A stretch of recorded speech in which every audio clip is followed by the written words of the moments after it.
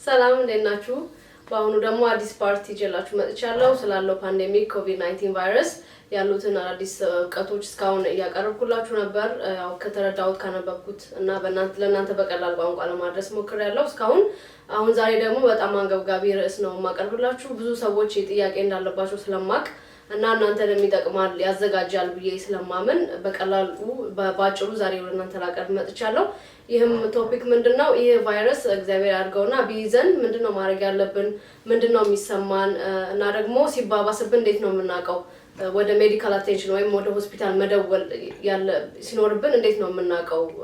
በምን አይነት ምልክት ነው የምናውቀው የሚለውን ከእናንተ ጋር ዛሬ ለመነጋገር መጥቻለሁ። በዚህ ዙሪያ የማውቃቸው ሰዎች የምቀርባቸው ሰዎች በዚህ ሁኔታ ስላለፉ በኮቪድ-19 ተይዘው ስላገገሙ ከነሱም ጠይቄ የተረዳሁትን እነሱ ምን ያደርጉ እንደነበር ምን ይሰማቸው እንደነበር ከነገሩኝ አንፃር እና ከኔም ከራሴም ካለኝ እውቀት አንድ ላይ አድርጌ ወደ እናንተ አቀርባለሁ ማለት ነው። እና እነዚህ ሁለት ሰዎች ናቸው፣ ባልና ሚስት ናቸው። ባልየው የሚሰራው ሆስፒታል ነው፣ ሚስትየዋ ደግሞ ፋርማሲ ነው የምትሰራው። እና ሁለቱም ጥሩ ደረጃ ላይ ያሉት ጥሩ ላይፍ ጥሩ ኑሮ ነው ያላቸው፣ ጥሩ ይመገባሉ። እድሜያቸውም ከ30 እስከ 40 ባለው ሬንጅ ውስጥ ነው። እና ምን ይሆናል ባልየው ማለት ነው በሚሰራበት ሆስፒታል ሳያስበው ፕሮቴክቲቭ ኢኩዊፕመንት ወይም ማስክ እና ግሎቭ ሳያውቅ ማለት ነው ሆስፒታል ሩም ውስጥ ይገባል። የኮቪድ-19 በሽተኛ ያለበት ሩም ውስጥ ይገባል። እና ከዛ በኋላ ቤቱ ሄዶ በጣም በቃ ይደነግጣሉ ኮሊጎቹ፣ እሱም ይደነግጣል። እና ያው ቴስት ሲደረጉ ፖዚቲቭ ሆኑ ሁለቱም ማለት ነው። እና ሌላው ምንድነው የሱ ሲምፕተሙ የጀመረው ያው ተያዘ ከተባለበት ቀን በሶስተኛው ቀን ነው። ይሄ በጣም ስፔሻል ኬዝ ነው፣ ምክንያቱም እዚህ ጋር እንደሚያዝ ፕሮባቢሊቲው እንዳለ አውቋል፣ ተረድቷል። ብዙ ጊዜ ግን እኛ አሁን ብንያዝ የት እንደያዘን የት እንዳጠቃን ወይም የት ተጋላጭ እንደነበርን አናውቀውም ማለት ነው።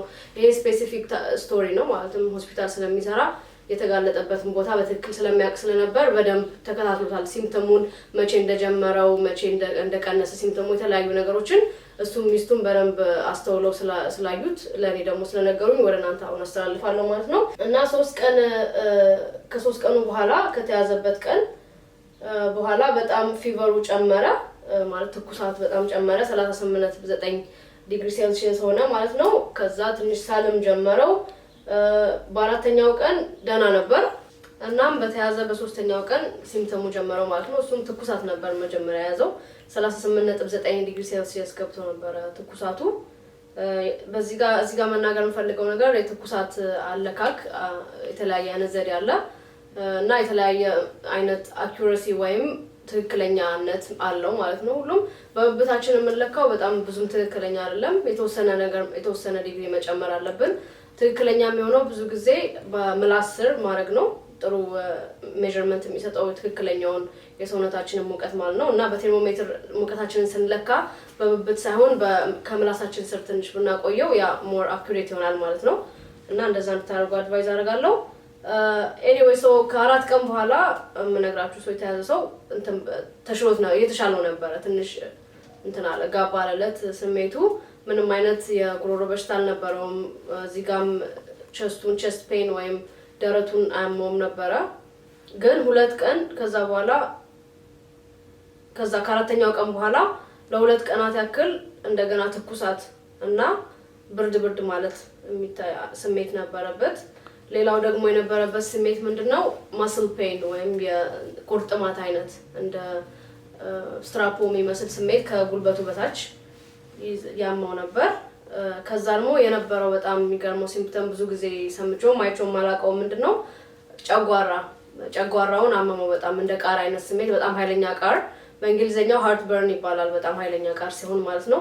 በዛ ምክንያትም የተለያዩ ሎሚ፣ ጋርሊክ እና ነጭ ሽንኩርት እና ዝንጅብል የመሳሰሉ ነገሮችን ብዙ መጠቀም አልቻለም ነበር። ስለዚህ ከዛ ደግሞ እሱ በተያዘ በአራተኛው ቀን ደግሞ የሚስቱ ሲምፕተም ጀመረ ማለት ነው። እሷ 38 ዲግሪ ሴልሺየስ ነበር ሙቀቷ የሆነው። ከዛ ለአንድ ሳምንት ኦልሞስት 38 ዲግሪ ሴልሺየስ ነበር ፊቨሯ ማለት ነው። ከዛ ምን ያደርጋሉ? ይደውላሉ ለፋሚሊ ዶክተር፣ ደውለው ለቤተሰብ ዶክተራቸው ማለት ነው። እንትን አሉት ያ ዶክተር ምን አለ ዝም ብላችሁ ቤታችሁ ቁጭ በሉ ያው ሜዲኬሽን የለም ምን ማድረግ አይቻልም ግን ምን አለ ማስጠንቀቆ ይሆን ማስፈራራቱ አላቅም ያው መናገር ስላለባቸው ሜዲካል ስፔሻሊስቶች እንደዛ ይነግሩናል ሁሉንም ነገር ግን አንዳንዴ ሊያስደነግጠን ይችላል ሳይኮሎጂካሊ እና ምን አላቸው የትንፋሽ ማጠር ሊገጥማችሁ ይችላል ብሏቸው ነበርና በዛ ምክንያት እነሱ ሳይኮሎጂካሊ በቃ ይጀምራቸዋል ያ ሲምፕተም ማለት ነው ከዛ ሁለቱም ፓኒክ አላረጉም አልተደነጋገጡም ራሳቸውን ገዝተው እየጸለዩ እግዚአብሔር እጅ ነው ትንፋሳችን ያለው በማለት ነገር ግን ፓራሲታሞል ይወስዳሉ በቀን 1000 ሚሊ ግራም በቀን 4 ጊዜ ማለት በየ6 ሰዓቱ ይወጡ ነበር ፓራሲታሞል ከዛ ጎን ደግሞ ቫይታሚን ሲ ዶዜጅ 1000 ሚሊ ግራም እሱንም በቀን አንዴ ወስዱ ነበር ማለት ነው ቫይታሚን ሲ ጥሩ ነው ፖዚቲቭ አውትካም እንዳለው የታወቀ ነው በኮቪድም እና እንደዚህ ይወጡ ነበር ከዚህ ከመታመማቸው በፊት ይወጡ ነበር ቫይታሚን ሲ እሷም ያው የፋርማሲ ስፔሻሊስት ናት እንደነገርኳችሁ ፋርማሲ ስለምትሰራ ታውቃለች ብዙ ነገር ነግራኛለች እና ቫይታሚን ሲ ደግሞ በነገራችን ላይ እሷም እንደነገረችኝ ለብዙ በሎንግ ፔሪየድ መዋጥሩ አይደለም በጣም ኮንቲኒየስሊ ከዋጥ ነው የኪድኒ ስቶን ወይም የኩላሊት ጠጠር ሊያመጣ ይችላል ስለዚህ እሱን ተጠንቀቁ ነገር ግን በአሁኑ ጊዜ መዋጡ ይመከራል ባይዘንም ራሳችንን ኢሚዩን ሲስተማችንን ለማዘጋጀት ቢውልድ ለማድረግ ቫይታሚን ሲ 1000 ሚሊ ግራም በቀን ብንወስድ ይመከራል ይሄ ግን ለአደልቶች ነው ወይም ለጎልማሳዎች ለወጣቶች ነው እንጂ ለልጆች አይደለም ምለው እዚህ ጋር ባይ ዘ ዌይ ሜዲካል ዶክተር አይደለም እያዘዝኩ አይደለም ጀስት ሪኮመንዴሽን ወይም ሰጀሽን እየሰጠኋችሁ ነው ማድረግ የምትችሉትን ነገር እየነገርኳችሁ ነው ማለት ነው ኦኬ እና በዛ ቫይታሚን ሲ የምንወጣው ብዙ ፍሩት መንበላ ካልመሰለን በቂ በፍሩት በመንበላቸው ቬጂታብሎች ፍራፍሬዎች ማናገኘው መስሎ ከታየን ቫይታሚን ሲ ማዋጡ ይመረጣል ከዛ በኋላ እሷ እንደነገረችኝ እሷ ሲምፕተም ምንድነው ጉሮሮዋን ማመም ጀመራት ምክንያቱም ጉሮሮአችን ኢንፌክትድ ሲሆን እንትን ቀይ ይሆናልና ያብጣል የማበጥ ነገር አለው ማለት ነው እና እንደዛ ሲሆን ይጠባል ስለሚጠብም ትንፋሽ ለመውሰድ በደንብ ይከብዳል ማለት ነው እና በጣም ያማል ጉሮሮዋ አለችኝ ሌላው ነገር ያዩት ሲምፕተም ምንድነው ሽታና ቴስታቸው የመቅመስ አቅማቸው ቀንሶ ነበር ነገር ግን እንደዛም ቢሆን እነሱ በየጊዜው በየ3 ሰዓቱ በጣም ትንሽ ይመገቡ ነበር ነገር ሲመገቡ ጥሩ ነገር ቬጂታብል ጥሩ ፍራፍሬ አትክልት ነገር በደንብ ይመገቡ ነበር አጥሚትም ይጠጡ ነበር እንደነገረችኝ በየ3 ሰዓቱ ሊሆን ይችላል ትንሽ ቬጂታብል ሱፕ ቢሆን ውሃ በጣም ትጠጣ ነበር እንደነገረችኝ 3 ሊትር ውሃ ነበር በቀን ኦልሞስት የምትጠጣው እሱም በጣም ጥሩ ነው ምክንያቱም በፊቨር ወይም በትኩሳት ሰውነታችን የመድረቅ ዲሃይድሬት የመሆን ነገር ስላለው እንደገና መጠጣት ውሃ በደንብ አለብን ብዙ ስሙቲ የመሳሰሉት ፍሩት እንትን ብለን ቢሆን ስሙቲ ነገር ሰርተን መጠጣት መመገብ ጥሩ ነው ምክንያቱም ቴስቱን ባይሰማን ግዴታ ሰውነታችንን ለመርዳት ይሄን ነገር ፋይት እንዲያደርግ መብላት መጠጣት ማረፍ አለብን ማለት ነው እና አበሾች ብዙ ጊዜ ሻይ ወይ ቡና ስንጠጣ በጣም ትኩስፍ ይያልን ነው መጠጣት የምንወደውና እሱ ደግሞ ጥሩ አይደለም እሱም ያው ጉሮሮ ሴንሲቲቭ ስለሚሆን እና ዲሃይድሬት ያደርጋል ለባሰ ስለዚህ ሻይ ቡናም ብዙ መጠጣት ጥሩ አይደለም እሱም ዲሃይድሬት ሊያደርገን ስለሚችል እና እንደዚህ የመሳሰሉት ነገሮች ስንጠጣ ሞቅ ያለ ነገር ይሁን በጣም ትኩስ ሳይሆን ሞቅ ያለ ነገር በቃ ትንሽ ሳናበዛ ሻዩንም ቅመሙንም ሳናበዛ ለብ ያለ ነገር መጠጣት ጥሩ ነው እና ሌላ ነገሮችን ሲምፕተም የነበራቸው ምንድነው አፍንጫቸው በጣም ይደርቅ ነበር እና በዛ ምክንያት ሞይስቸር ወይም እርጥበት ስለሌለው አየሩ የሚተነፍሱት በጣም ደረቅ ነውና ሲገባ በጣም ያመን ነበር አለች ኢቭን ላይክ ጭንቅላታችን ጋር ራሱ የሚሄድ ይመስላል የሚያመኝ ነበር ብላኛለች እና ለሱ ደግሞ የነገረችኝ ሶሉሽን ማለት ነው መሆን የሚችለው ምንድነው ውሃ ቤት ውስጥ ማፍላትና ሲተን አየሩን ያረጥበልናል ሞይስቸራይዝ ያደርግልናል ስለዚህ ስንተነፍስ አያመንም ማለት ነው አፍንጫችን በሚደርቅበት ጊዜ ያ ነገር አየሩን ሞይስቸር ስለሚያደርግልን የውሃው እንፋሎት ወይ ሌላ ነገር ቪክስም ሊሆን ይችላል ኤኒቲንግ እሱን ቤታችን ውስጥ ያፈላን መጠቀም እንችላለን እና በጣም የድካም ስሜት ነበረባቸው ሁለቱም በጣም ይደክማቸው ነበር ኢቭን ኩክ ሲያደርጉ ቁጭ ብለው ነበር ኩክ የሚያደርጉት ደረጃ ወደ ላይ ሲወጡ ቤታቸው ውስጥ ይደክማቸዋል ያርፋሉ ምክንያቱም ያው የትንፋሽ እጥረት ስለሚያጋጥም ማለት ነው ያው ባለፈውም በኤፒሶድ 1 እንደነገርኳችሁ ላንጋችንን ወይም ሳምባችንን ስለሚያጠቃይ ነገር የትንፋሽ ኤርዌይ ነው የሚያጠቃው የመተንፈሻ አካላቶቻችንን ነው በብዛት የሚያጠቃውና በዛ ምክንያት በጣም የትንፋሽ ማጠር ሊኖር ስለሚችል ያው ምንችለውን ማድረግ አለብን እና በጣም ስለሚያደክም ያው የበሽታው ሲምፕተም አንዱ ድካም ነው። በጣም ስለሚደክመን ማረፍ አለብን። አንዳንድ ደግሞ እንደነሱ አይነት እንዳረጉት ቁጭ ብሎ ኩክ ማድረግ ለምሳሌ የመሳሰሉትን አጀስትመንቶች ማድረግ አለብን። ሌላው ደግሞ ከነገረችኝ በጣም የሚያስደነግጥና ማለትም ያስደነግጠኝና የገረመኝ ሲምፕተሞች ምንድነው ያ ኩላሊትና ጉበት የት ጋር እንዳለ በደንብ አሁን ነው ያወቅኩት አለችኝና የሚጠሰጥስ ስሜት ነበረው እሱ ጋር እና በአንድ ጎን ብቻ ሲተኙ ያማቸው ነበር። በጣም ሴንሲቲቭ የሆኑ ነበር።